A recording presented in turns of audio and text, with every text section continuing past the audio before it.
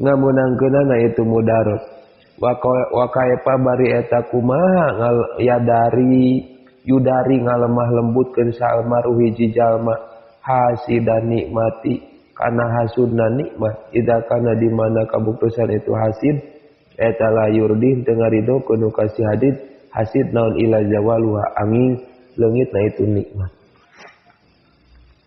Babur ruba'iyu ari ieu eta bab anu kaopatna. Fihi eta tetep dina ieu bab sab'atun ari 7 wa salasuna sareng 30 naonana mau'idotan mau'idona. Samaniyatun ari 8 eta akhbarun pirang-pirang hadis wal baqi sareng ari sasesana eta asarun pirang-pirang kaul sahabat. Al maqalatul ula ari maqalah nu kahiji eta ruwiya diriwayatkeun an Rasulillah sallallahu alaihi wasallam. Naon annahu sa'nyana Kanjeng Nabi Muhammad sallallahu alaihi wasallam eta qala ngadawuh Kanjeng Nabi li Abi Darin ka Abi Dar Al-Ghifari radhiyallahu anhu amin. Wasmu sareng ari namina itu Abi Dar eta Jundub bin Junadah. Namina teh Jundub bin Junadah Abi Dar. Padahal kieu ya Abadar Abadar jadid kudu nganyarkeun anjeun asapina takana parahu.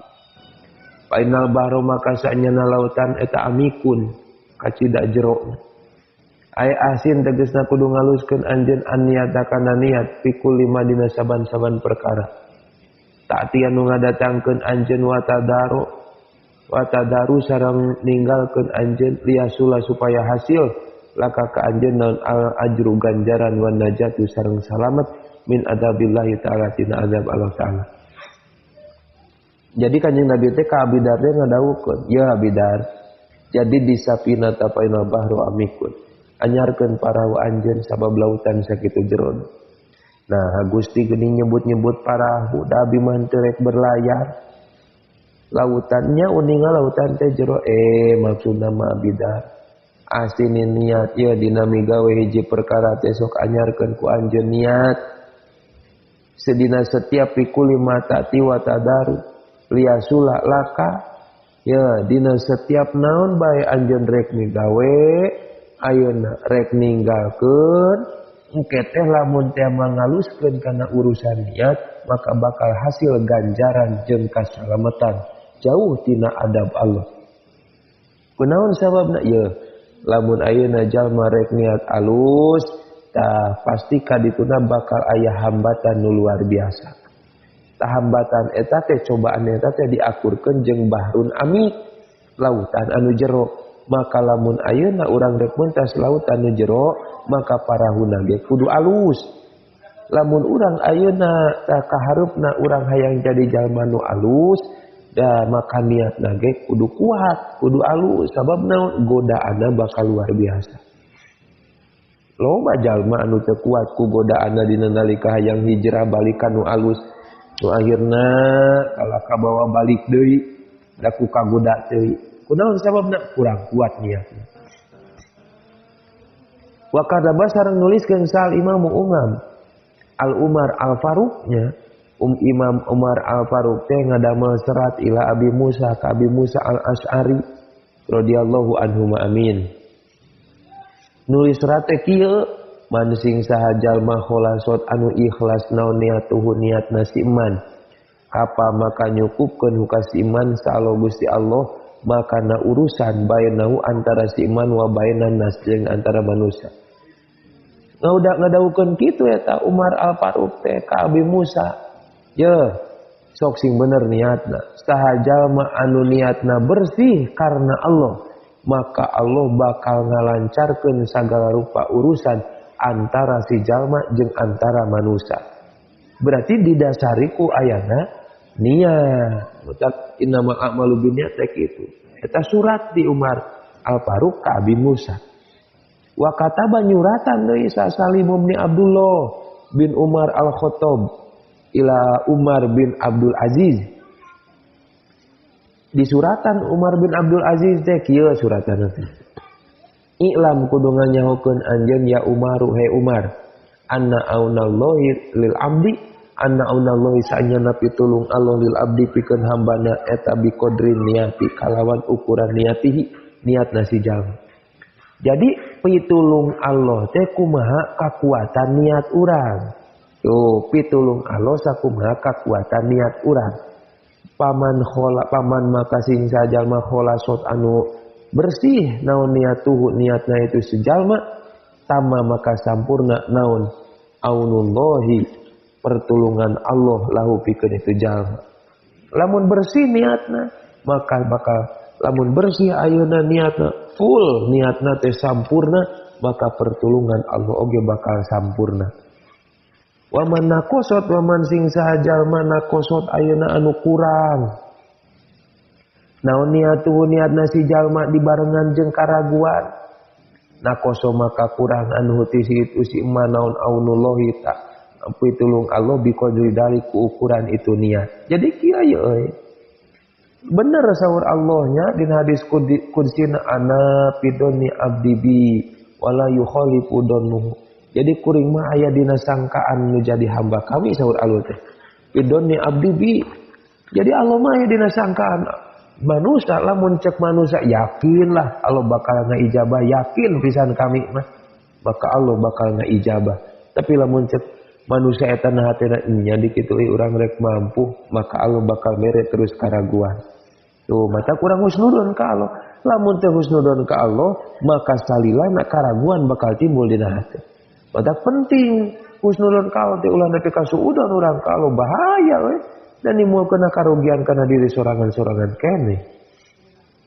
Saya tanya inta beres ieu kaul. Wa khud sareng kudu nyokot anjeun azada kana bekal kamilan barina nu sampurna. Fa inna safaro makalina perjalanan fil akhirati di akhirat eta baidun anu jauh fi goyati taumbi dina panutupna pencapaian. Panutupna capek, panutupna capek. Kacida capek itu. Jadi ulah sok ayeuna sok sing loba mau bekal, sing sampurna mau bekal teh ieu perjalanan teh jauh ka akhirat teh jauh. Sabaraha alam deui urang nepi ka akhirat teh. Jauh lah. Mau bekal sing loba, urang di dieu ka Jakarta ge sok mempersiapkeun bekal loba, urang rek ziarah ge Wali Songo nyiapkeun bekal loba, kasieun bisi beakeun di tengah jalan. Leung ditunda di alam dunia mah bisa ngeclok nginjil meui ka batu. Di akhirat mah teu bisa. Matak sok lobakeun bekal keur pi akhirateun sangkan urang jongjon ke dina nalika mayunan perjalanan nu jauh. Tuh gitu. Wa khofif sareng ngentengkeun anjeun alhamla kana babawaan. Bi kasril hai alhimla aya mah mulaka tegasna mah anu dibawa ku anjeun dina dunya tina dunya. Bah mulaka. Ulah loba teuing mau banda dunya, ulah loba teuing mau banda dunya kade. Fa innal aqobata maka sanyana tanjakan eta kaudun. Rumet atau jangkung gitu nya. Dipacil kapi kalawan patah ka domil hamzah kaudun. Ai inna tulu al aqobati kana sanyana naikna kana tanjakan al jabla anu tulu ang akobati aljabla kana gunung eta so umbun hesenya susah hese teh. Jadi ayeuna urang naikna kana tanjakan kana gunung eta teh luar biasa hese. Matak ulah loba barang bawa lamun teh naik gunung aya loba barang bawa berat. Fa inna umurul akhirati maka sanyana urusan akhirat eta syabihatun anu disarupakeun bil bahri kana lautan al amiki anu jero. Wa bisafari sareng kana safar al ba'idi anu jauh wa bil aqobati sareng kana tanjakan asubati anu hese anu rumet li kasratil ahwali karana lobana pakewu. Jadi ieu teh euy kahade ulah loba teuing babawaan dina urusan dunia meureunnya ka akhirat mah sabab tanjakan kacida rumetna jangkungna gitu. Wakhli sareng gawe ikhlas anjeun teh al amal kana amal. Fa innan nakida maka sanyana ayeuna ngarekeun amal ay al mu'tabiru tegasna mangitung-itung. Al mumayyija ngabedakeun baina usni antara anu alus wal qabil jeung nu goreng. Wa huwa sareng ari itu nakid eta Allah taala Gusti Allah taala. Sok gawe ikhlas eta basirun anu ningali. Yeuh gawe ikhlas anjeun kana urusan amal.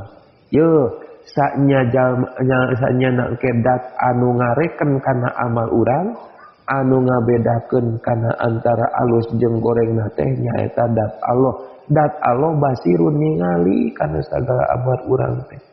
Uningaeun kana amal urang teh.